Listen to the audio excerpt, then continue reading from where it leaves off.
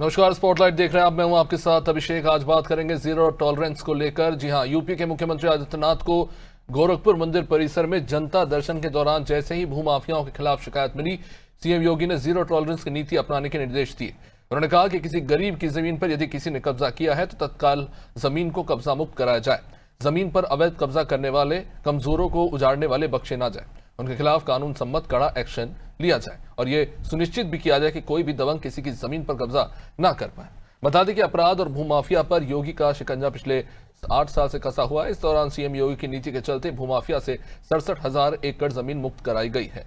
मुख्तार अंसारी के कब्जे से छुड़ाई गई सरकारी जमीन पर निर्धरों के लिए घर बन रहा है, ताकि अतीक अहमद के नियंत्रण से मुक्त भूमि पर स्टेडियम, गौचर भूमि को अतिक्रमण मुक्त कराने के लिए भी काफी सारे अभियान चले हैं। हजारों एकड़ गौचर भूमि को अतिक्रमण से मुक्त कराया गया है। अब दूसरी तरफ अपराधियों को सजा दिलाने में भी तत्परता देखी गई है। यूपी में 1 जुलाई 2023 से अब तक 1 लाख से अधिक लोगों को विभिन्न अपराध में दोषी ठहराया गया है। इनमें 8,785 को उम्र कैद और 70 को फांसी की सजा दी गई है। इसके अलावा भी 2017 से अगर अब तक की बात करें तो 34 माफिया सरगना और उनके 91 सहयोगियों को सजा दिलवाई गई है। इनमें 2 को मौत की सजा भी मिली है। गैंगस्टर एक्ट के तहत 14,400 करोड़ रुपए से अधिक की संपत्ति भी जब्त की गई है। यानी योगी सरकार का बुलडोजर एक्शन ही कानूनी शिकंजा भी यूपी में काम करता नजर आया है। कैसे जनता को वास्तव में वो राहत मिली जो उद्देश्य है, और आगामी चुनाव में कानून व्यवस्था के मुद्दे पर योगी को कितना समर्थन जनता से मिलेगा, आज इसी पर चर्चा करेंगे। उससे पहले बयानों पर एक नजर।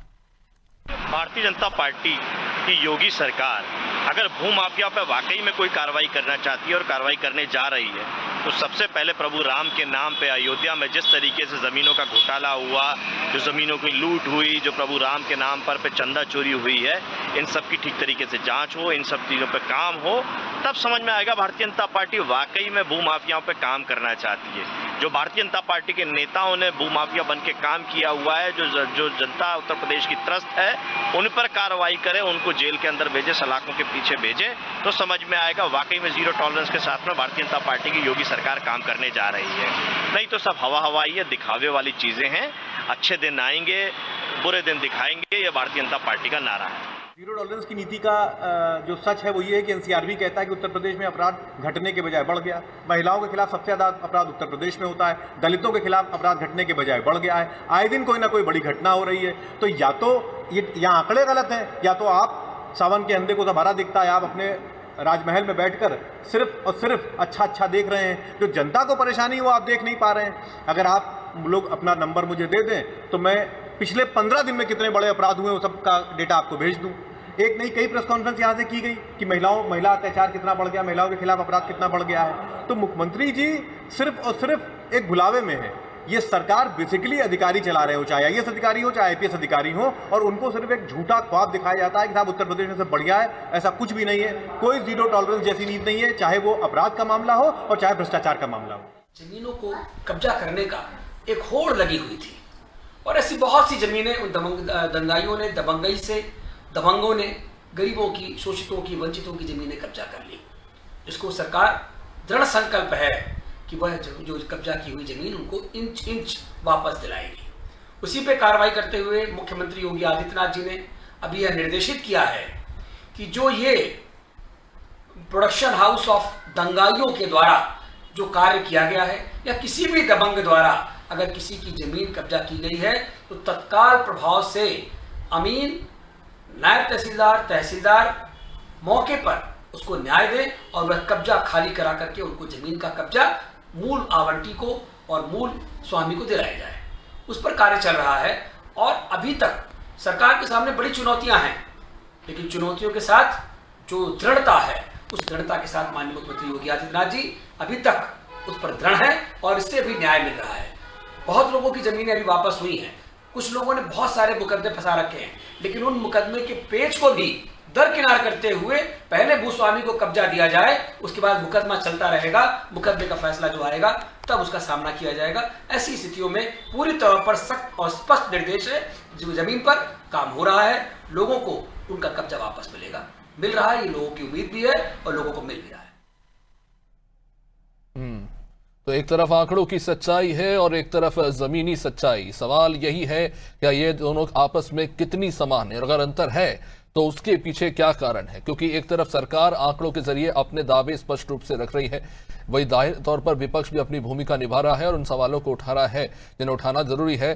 चलिए जवाब लेंगे। हमारे साथ इस वक्त संदीप त्रिपाठी जी कांग्रेस से जुड़ गए हैं। संदीप जी, देखिए, सरकार ने अपने आंकड़े प्रस्तुत किए हैं, चाहे माफियाओं को लेकर हो, चाहे जिस तरह के संगठित अपराध हो रहे थे उसको लेकर हो।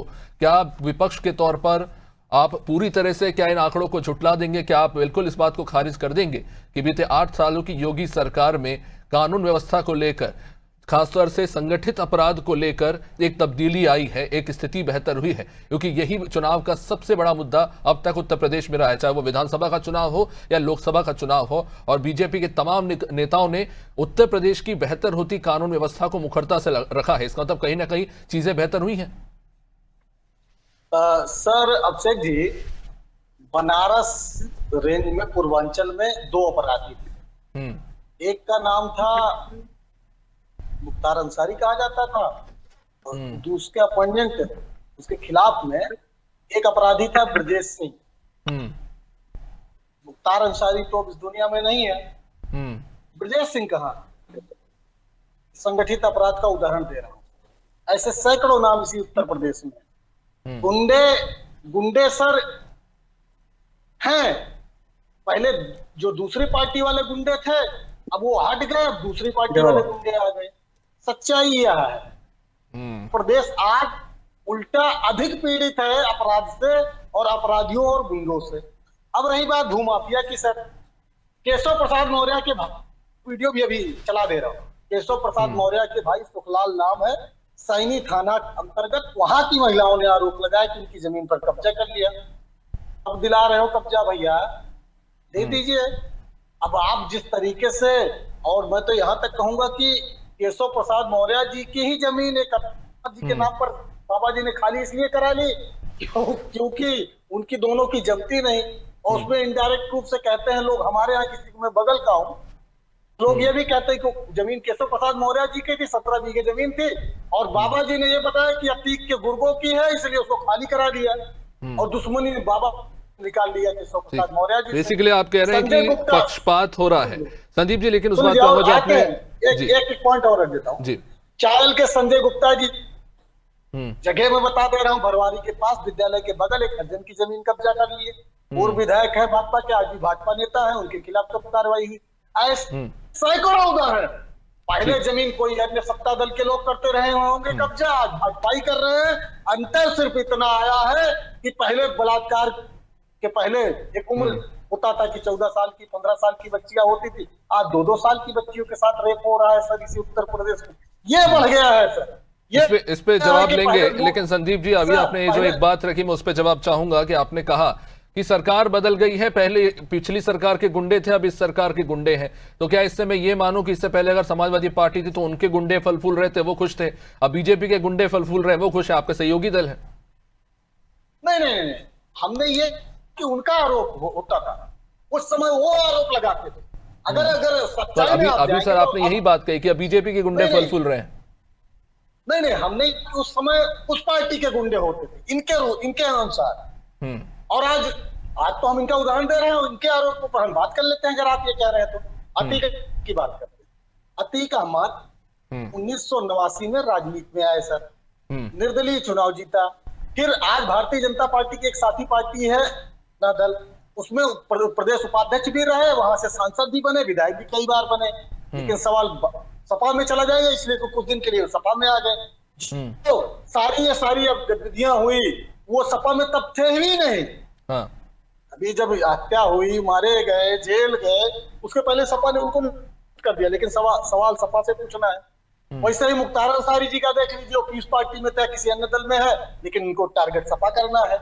और अपने की बात बदन सिंह बद्दो से लेकर सर उत्तर प्रदेश के टॉप 10 अपराधियों में इनके मुख्यमंत्री जी के सजाती है लोग हैं, लेकिन कार्रवाई नहीं होगी सर। और मैं एक और आंकड़ा दे देता हूँ, हमारे मुख्यमंत्री जी के स्वयं से 7 मुकदमों के 5-6 थे सर अपने मुकदमे। सरकार कोई मुख्यमंत्री अपना मुकदमा हटाता है सर? जवाब ले लेते हैं पल्लवी सिंह जी।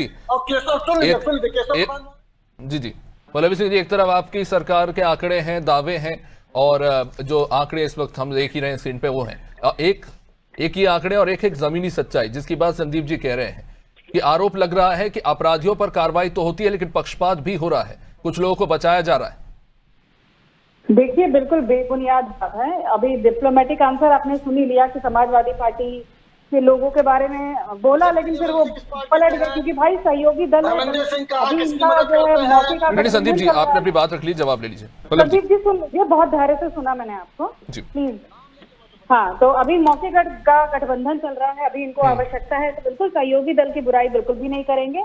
भू माफियाओं का राज्य देखिए उसी समय होता था, मुख्तार अंसारी, अतीक अहमद, जाने कितने ऐसे माफिया थे, भू माफिया थे। इनकी वजह से निवेश यहाँ मुश्किल था। बीमारू प्रदेश कहा जाता था उत्तर प्रदेश को। कोई भी बड़ा निवेश, जेके सीमेंट के बारे में अभी आपने सुना होगा कि रिसेंटली उन्होंने स्टार्ट किया है निवेश यहाँ पे। मुख्यमंत्री जी ने उसका इनॉग्रेशन भी किया था अभी कुछ 1-2 महीने पहले। उससे पहले उन्होंने बोला कि यहाँ आने में डर लगता था। उस समय क्या स्थिति थी, गरीब लोगों की जमीनों को जो है कब्जा कर लिया जाता था। माननीय योगी जी बहुत ही सख्त है इस मामले में, जीरो टॉलरेंस की नीति लेकर आए हैं और अधिकारियों को क्लियरली बोला, ये नहीं बोला है कि ये भारतीय जनता पार्टी लेकिन पल्लवी जी ये इतना भी सिंपल नहीं है, क्योंकि 8 साल आपकी सरकार को भी हो रहे हैं। तो अब जो जनसुनवाई में लोग पहुंचे हैं और जो शिकायत कर रहे हैं, ये बड़ी अच्छी बात है कि मुख्यमंत्री जी ने त्वरित एक्शन लेते हुए कहा है कि इस पे कड़ी कार्रवाई हो, बहुत अच्छी बात है। लेकिन सवाल ये कि अभी भी ग्रामीण क्षेत्रों में कुछ लोग ऐसे दबंग प्रवृत्ति के हैं जो गरीबों को कुचल रहे हैं। तो आप जो कह रहे हैं कि स्वर्णिम युग आ गया उत्तर प्रदेश का, ये तो पूरी सच्चाई नहीं है। देखिए अभिषेक जी, शुरुआत करने से ही चीजें सही होती हैं, है ना। तो कानून व्यवस्था जैसे उत्तर प्रदेश में योगी जी ने जिस तरीके से उस पर काम करना शुरू किया, न्याय व्यवस्था को सुधारने का कार्य शुरू किया, अपराधियों की धरपकड़ शुरू की, कितने लोगों को एनकाउंटर में मार गिराया, माफियाओं पे भी नकेल कर सकने का उन्होंने शुरुआत कर दिया है।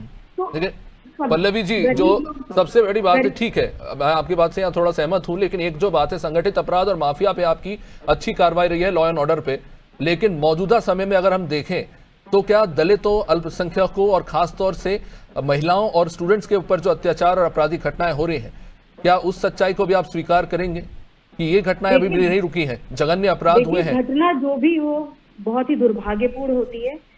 योगी सरकार पूरी तरीके से सुनिश्चित करती है कि इमीडिएटली उस पर एक्शन हो, और ये भी कार्रवाई, ये भी कोशिश की जा रही है, ये भी प्रयास किया जा रहा है कि अपराध जो है वो कम से कम हो, प्रयास किया जा रहा है। और उस पर भी हम बिल्कुल अच्छे से, इस पे हम सफल होंगे।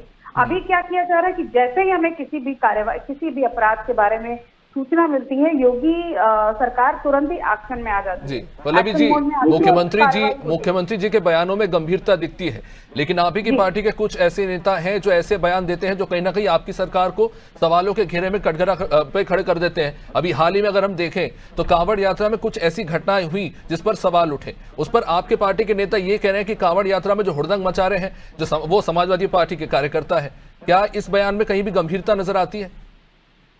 देखिए, सरकार का यदि बोला जाए, नाम खराब करने के लिए कोई भी कुछ कर सकता है, षड्यंत्र कहीं भी हो सकता है, उसमें सच्चाई भी हो सकती है। वो तो जब उसकी जब पूरी जांच की जाती है तब चीजें सामने निकल कर आती है, तो उसमें कुछ ये नहीं। देखिए, झूठे आरोप सरकार पे लोग अभी आप देख लीजिए, कांग्रेस पार्टी का मैं एग्जाम्पल दे रही हूँ आपको एक छोटा सा, वो चोरी का आरोप लगा रहे हैं। महाराष्ट्र सरकार, हर जगह पे आपका आरोप निराधार साबित हो रहा है। आप आदित्य श्रीवास्तव का नाम वो तो खैर एक अलग मुद्दा है और अभी उस पर बहुत सी चीजें होना बाकी है।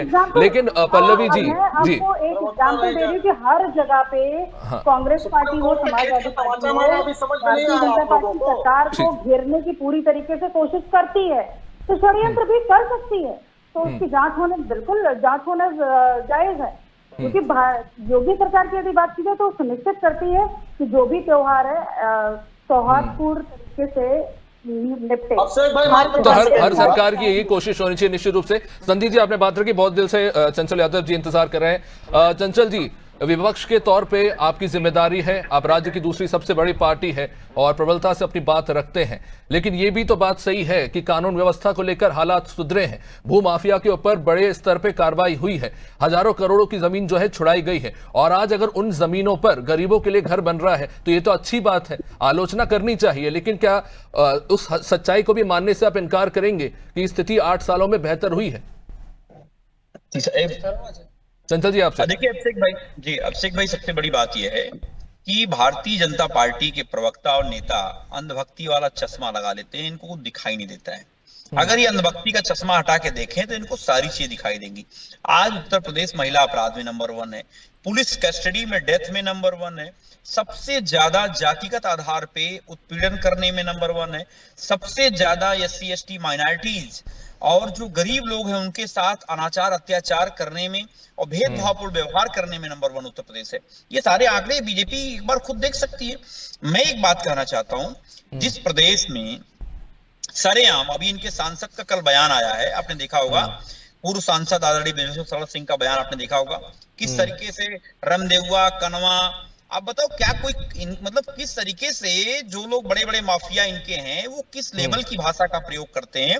अभी हमारे संदीप भाई ने बहुत बेहतरीन तरीके से बताया है कि ब्रिजेश सिंह का नाम लिया, चंदौली के माफिया का नाम लिया, उधर जितने आसपास के जिले हैं सब जिलों में मुख्यमंत्री के द्वारा संरक्षित गुंडे पाले गए हैं और उनको माननीय बना दिया गया है। आपको याद होगा अभिषेक भाई, यही ब्रिजेश सिंह 5 लाख के इनामी बदमाश हुआ करते थे और आज बताओ क्या है, आज कहां पे हैं, क्या कर रहे हैं वो? अब तो शंकराचार्य बना दे, शायद शंकराचार्य एक पीठ के, मेरा ख्याल भविष्य में हो सकता है शंकराचार्य न बना दिए जाएं। तो इसलिए मुख्यमंत्री के सजातीय जो लोग माफिया हैं उनको बकायदा रेड कारपेट पे जो है उनको जो है रेड कारपेट पे बैठाया जा रहा है, रेड कारपेट उनको दिया जा रहा है और वो आने वाले समय में बहुत ही बेहतरीन तरीके से जमीनें कब्जा कर रहे हैं। अभी लखनऊ के अंदर मैं एक बीजेपी के एक बड़े नेता के पुत्र के सैकड़ों एकड़ जमीनें आपने देखा होगा, शायद आपको पता भी होगा, आप मीडिया के साथी हमारे हैं। चंदौली से लेके वाराणसी में लेकर के जमीनें कौन कब्जा कर रहा है? हमारे आजमगढ़ में एक माफिया का मॉल बन गया बीजेपी के, जो 5 लाख के इनामी बदमाश था।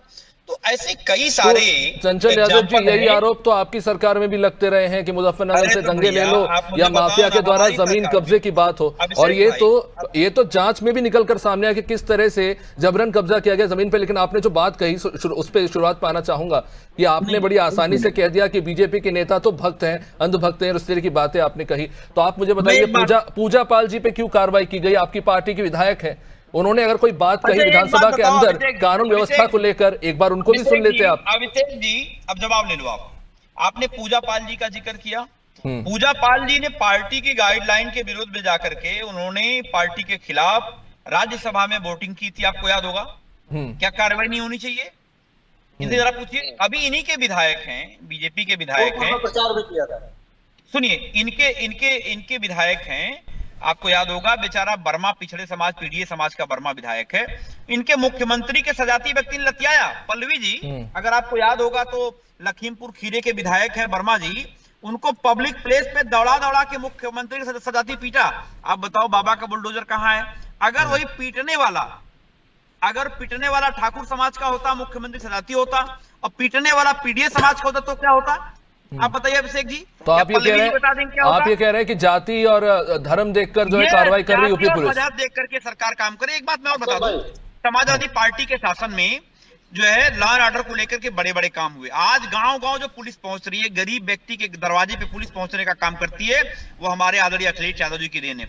Women power line, Pallavi ji बड़े गर्व के साथ घूम सकती हैं, जो व्यवस्था दिया आदरणीय अखिलेश यादव जी ने कि भाई वुमेन पावर लाइन एक महिलाओं को सशक्त करने का काम किया, लेकिन आज पूरी तरीके से भ्रष्टाचार का अड्डा बन चुका है।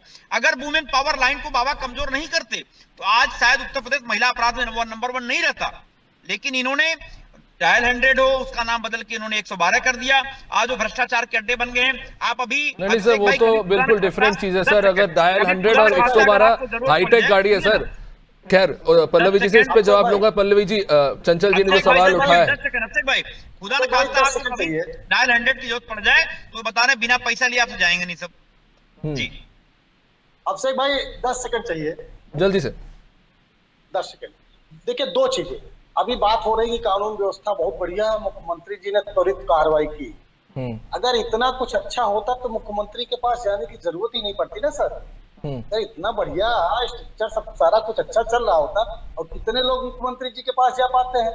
सच्चाई है कि जमीन पर कोई नहीं रहा, मतलब न्याय के लिए मुख्यमंत्री के पास जब तक नहीं जाइएगा तब तक कार्रवाई नहीं होगी, पहली चीज।